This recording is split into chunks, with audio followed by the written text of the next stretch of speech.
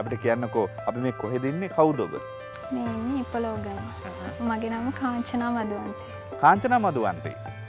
ගොඩක් දෙනෙක් විවිධාකාරයේ විවිධ වගාවන් වලට යද්දී ඔබ තෝරගන්නවා peer වගාව. කිලෝ peer නේද අපි කියන්නේ.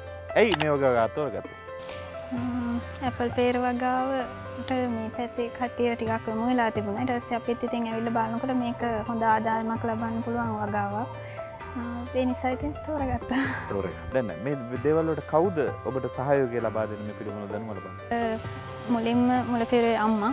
ඊට පස්සේ ගොවි ජන සේවා මේකේ එතන කෘෂි පරීක්ෂණ නිලධාරීතුමිය, ගොවි ජන සංවර්ධන නිලධාරීතුමා, ගොවි බැංකුවේ කට්ටිය ඉතින්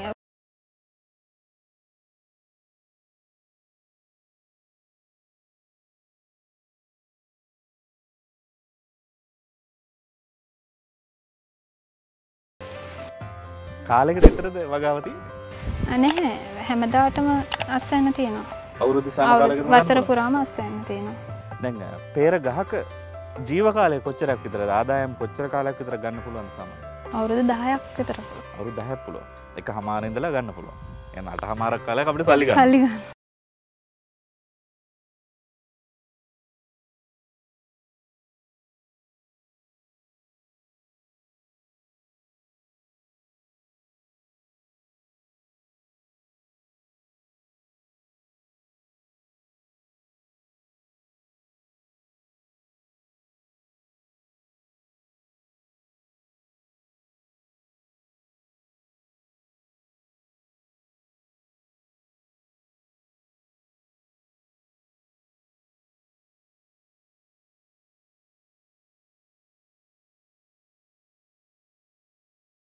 මේ සියලු දේ මේ විදිහට හදාගෙන තියෙන්නේ.